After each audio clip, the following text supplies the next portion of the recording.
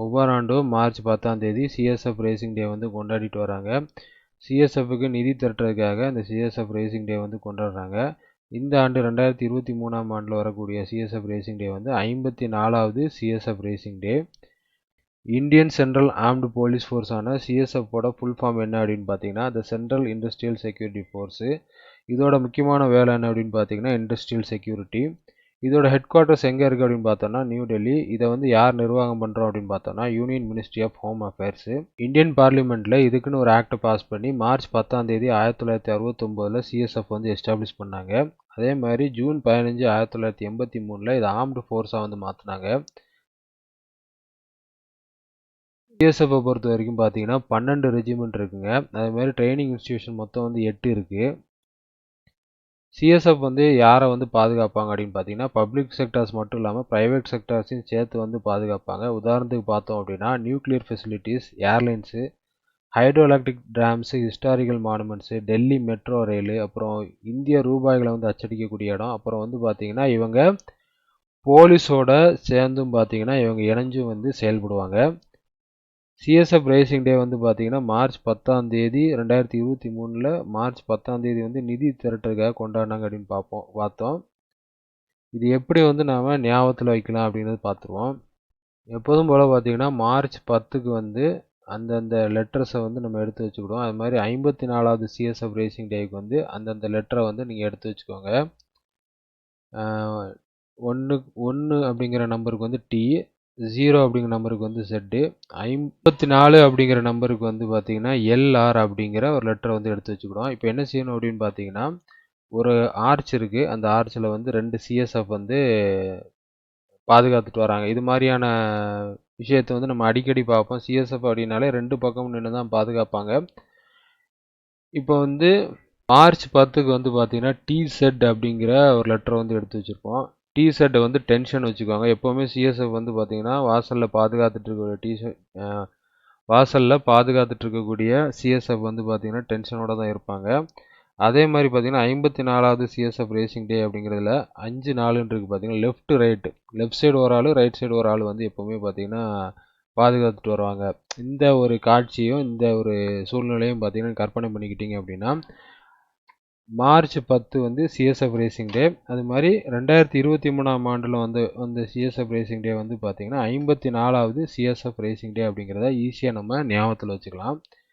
அடுத்து வந்து பார்த்தீங்கன்னா இந்தியன் பார்லிமெண்ட்டில் மார்ச் 10ஆம் தேதி 1969 வந்து இது வந்து எஸ்டாப்ளிஷ் பண்ணாங்க அப்படிங்கிறத பார்த்தோம். இதை எப்படி நம்ம ஞாபகத்தில் வச்சுக்கலாம் அப்படின்னு பார்த்தீங்கன்னா 69 அப்படின்னாலே நமக்கு வந்து நம்மளோட சிந்தனை வந்து என்ன அப்படின்னு பார்த்தீங்கன்னா இந்த மாதிரி சிந்தனைகளை போகும். சரி, இந்த 69 விட்டுருவோம். 69க்கான லெட்டர் நம்ம எடுத்தோம் அப்படின்னு வச்சுக்கோங்களேன், GP அப்படின்னு எடுத்தோம் அப்படின்னு வச்சுக்கோங்களேன். அடுத்து என்ன ஞாபகத்தில் வரும் அப்படின்னு பார்த்தீங்கன்னா இவர் தான் நமக்கு வந்து ஞாபகத்தில் வருவாப்புல. இதுவும் வந்து செட் ஆகலை.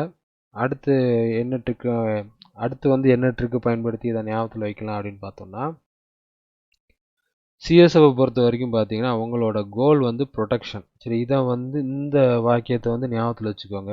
G for goal, P for protection. Gனா 6, Pனா வந்து 9. சரி, 1969 மார்ச் 10ஆம் தேதி வந்து CSF வந்து எஸ்டாப்ளிஷ் பண்ணாங்க அப்படிங்கிறத ஞாபகத்தில் வைக்கிறதுக்காக இவங்களோட கோல் வந்து ப்ரொடெக்ஷன் அப்படிங்கிறத நீங்கள் ஞாபகத்தில் வச்சுட்டீங்க அப்படின்னாலே ஈஸியாக வந்து இந்த 1969 அப்படிங்கிறது ஞாபகத்தில் வந்துடும்.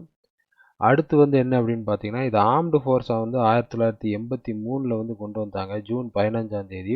இதுக்கு நம்ம என்ன செய்யணும் அப்படின்னு பார்த்தீங்கன்னா 15க்கு TL, 83க்கு VM அப்படிங்கிற லெட்டர் வந்து யூஸ் பண்ணுவோம். இதுக்கு நம்ம வந்து ஒரு வாக்கியத்தை வந்து ரெடி பண்ணிக்கிடுவோம்.